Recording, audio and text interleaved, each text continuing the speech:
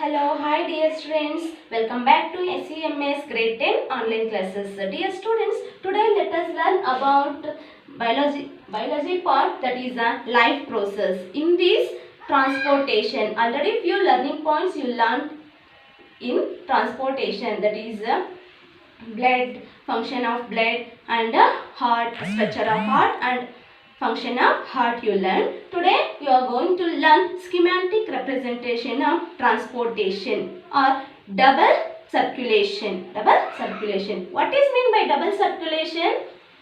Double circulation means the blood is passes twice through the heart during its completion of whole circuit. It is called double circulation. Here two circulations will come, that is systemic circulation and pulmonary circulation. Systemic circulation. And the next one is pulmonary circulation.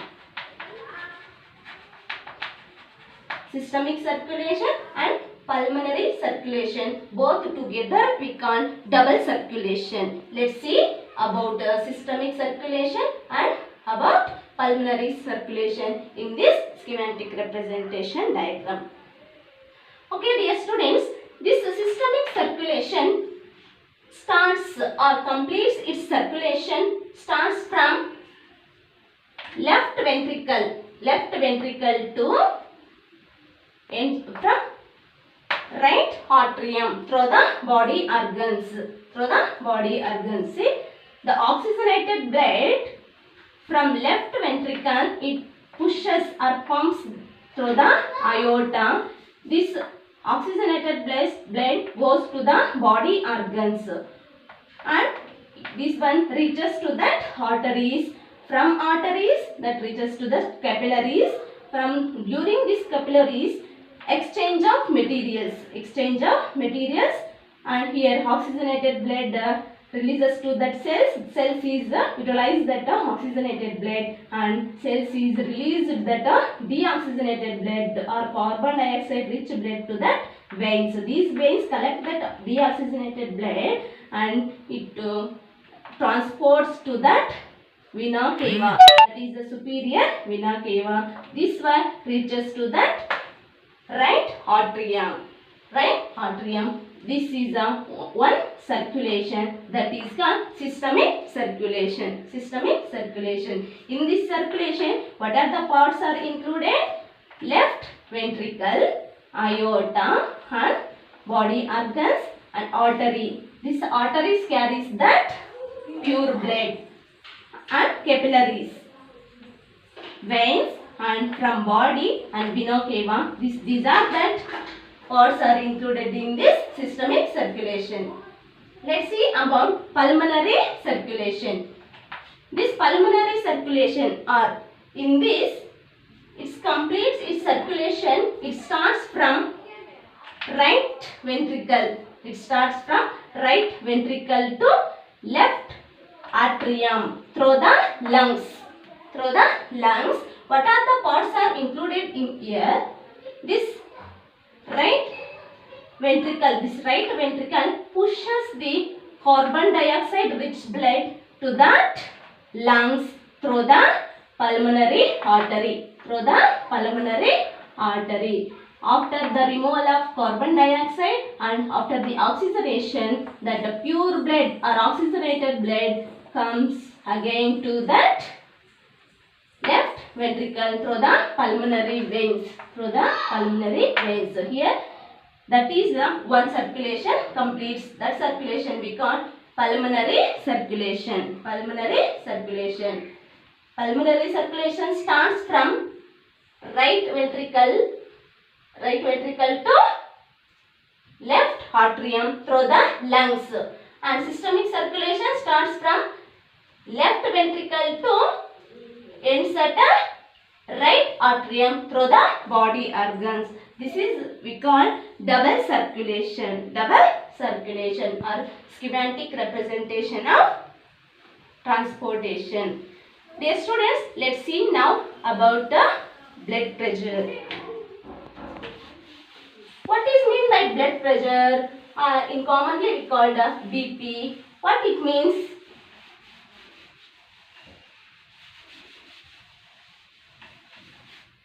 Blood pressure.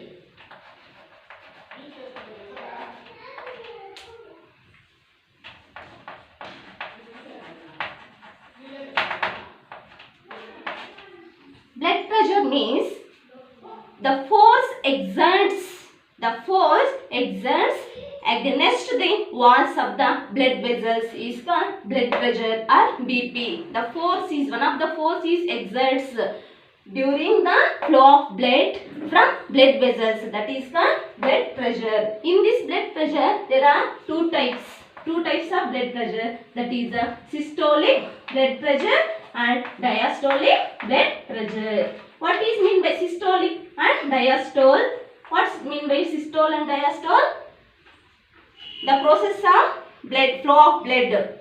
There I told contraction and relaxation. Is it right? Contraction of atrium and relaxation of atrium. Contraction of ventricle, relaxation of ventricle. That contraction and relaxation only we call systole and diastole. Contraction of that organ we call systole and relaxation we call diastole. Relaxation we call diastole. Blood pressure is exerts during that systole of ventricles. Systole of ventricle, it is called systolic pressure. Understand? The pressure exerts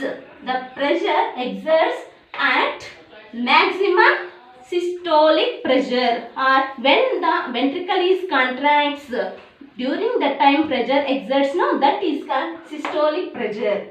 And when the pressure exerts during that diastole or relaxation of ventricle, that is called diastolic blood pressure. The pressure exerts during the relaxation of ventricles. That pressure is called diastolic blood pressure. Diastolic blood pressure. Why, dear students, this pressure is occurs in only ventricles?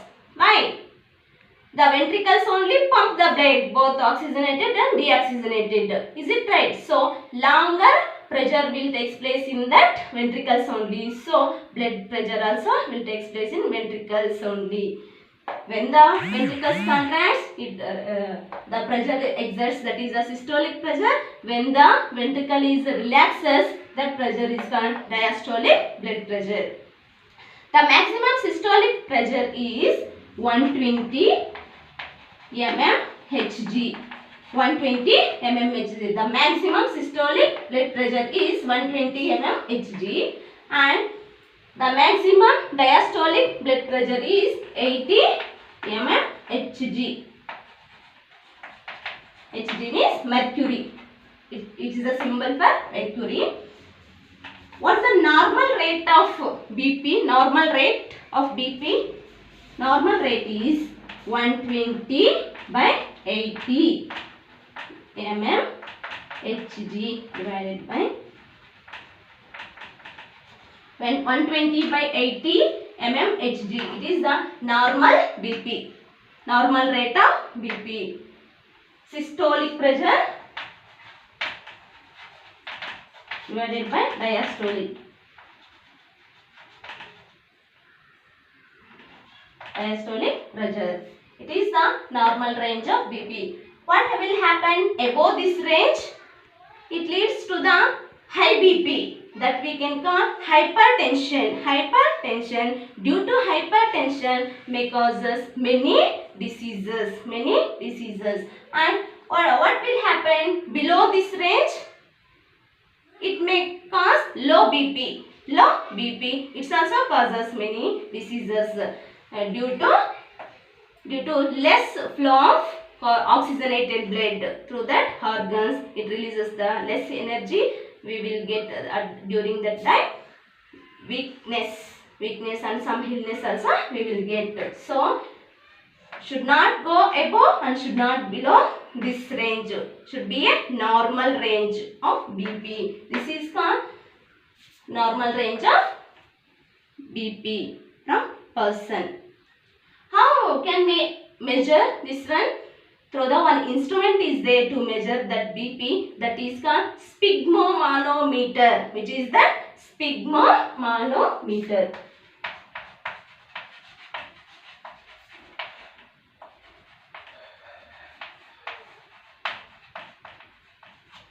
Sphygmomanometer. It is the instrument. It is the instrument. It helps to measure the BP of a person. BP of systolic BP and diastolic BP. See, when we illness, we will go to meet the doctor. No, at the time doctor will wrap one thing, that is after wrapping our hand around that our hand, he will push us or press one balloon like structure. Is it right? It shows systolic pressure and diastolic pressure readings.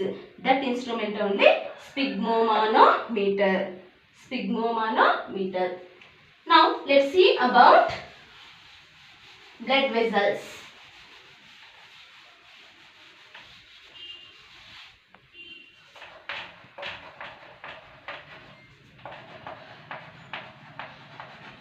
Blood vessels.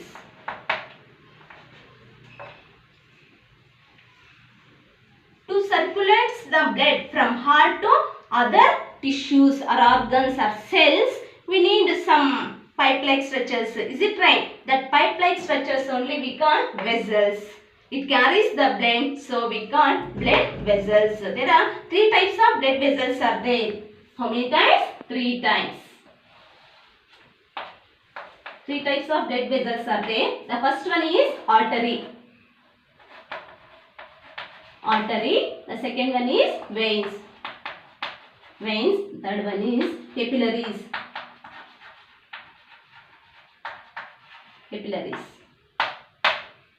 Arteries, veins and capillaries.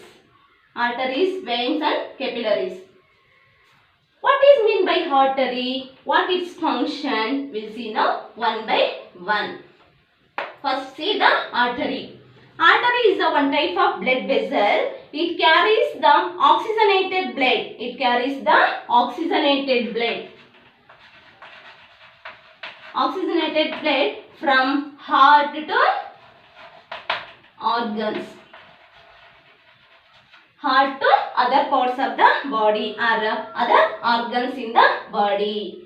It carries the oxygenated blood from heart to other organs of the body, and it will be longer pressure because of ventricles pushes that left ventricle pushes that pure blood na, during that time maybe more pressure. That pressure will be continuing in this artery also.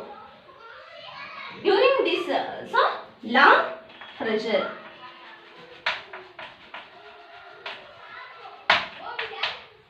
Due to this long pressure, this arteries has thick and elastic walls. Thick and elastic walls.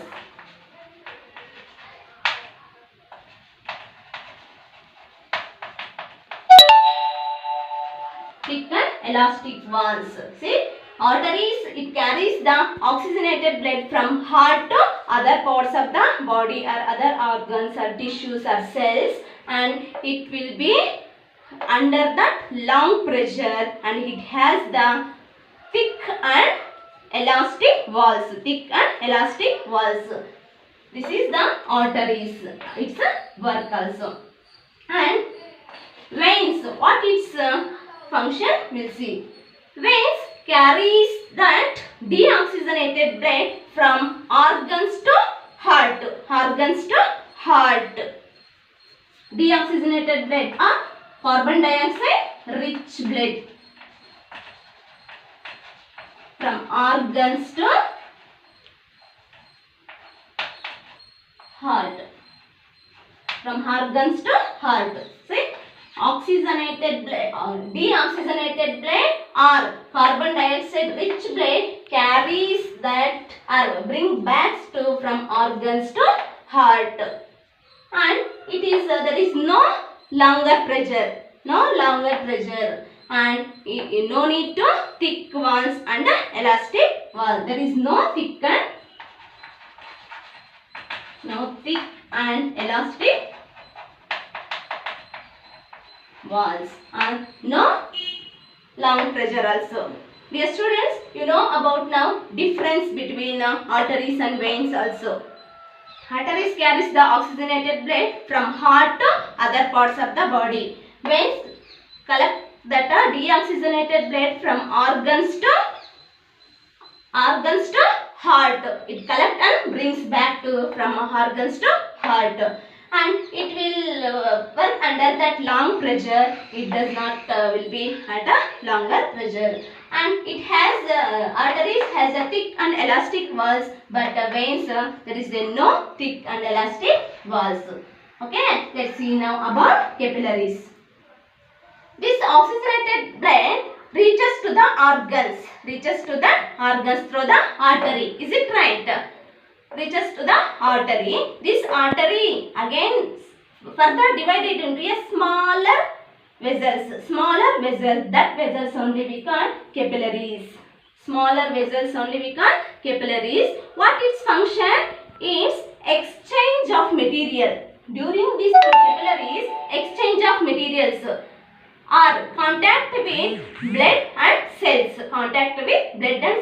Blood brings the materials like a carbon dioxide, oxygen, and also digested food, fats. So this all materials will brings blood that will receives that cells, and unwanted things will releases to the blood like a carbon dioxide, that one.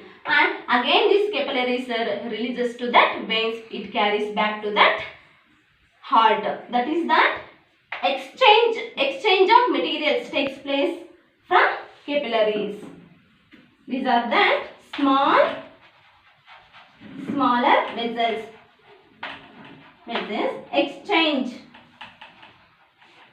Exchange of materials or contact with blood and cells. It is a work of capillaries. Dear students, you know about blood vessels of arteries, veins and capillaries also. Now let's see the last topic in this transportation in human being, that is lymphatic system or lymph.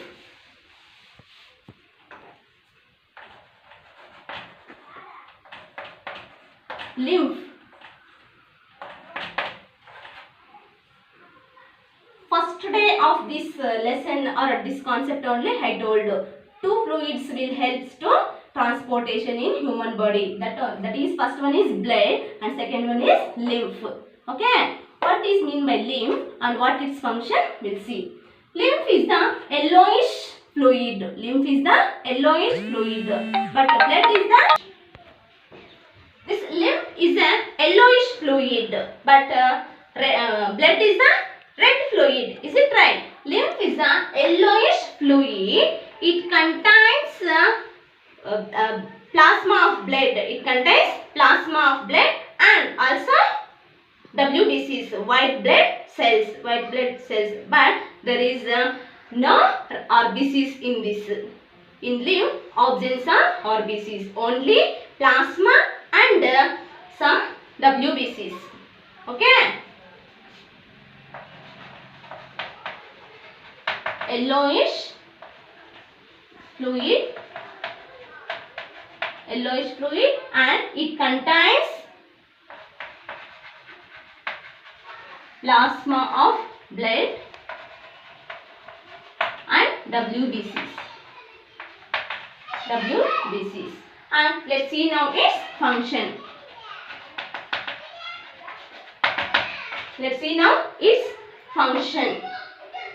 What is the function of lymph?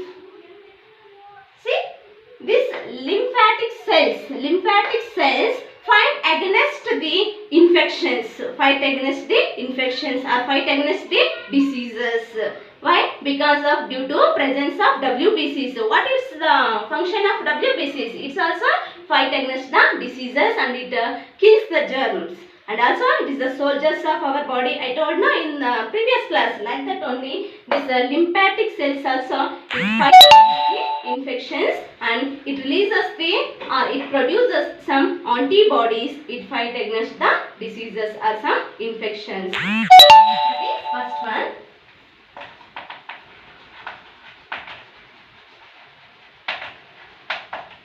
Fight against the infections. It develops the immunity power.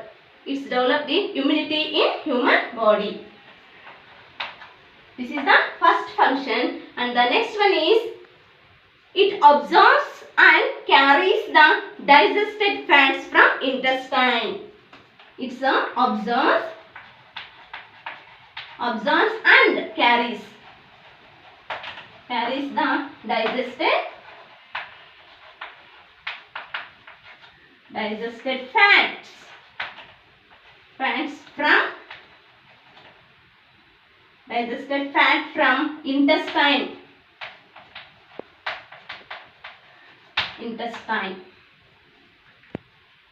It's fight against the infection. It means lymphatic cells fight against the infection. It releases or produces some antibodies. It gives us the immunity power. And this lymphatic cells absorbs and carries the digested fat from intestine. And also it absorbs that excess of fluid present in or diffused in that capillary blood. It absorbs and that releases to the blood. These are the some functions of lymph. Dear students, up to here you learned about transportation in human body. And what are the organs are included in this. That and all you learned. Okay. Next class will you see about transportation in plants.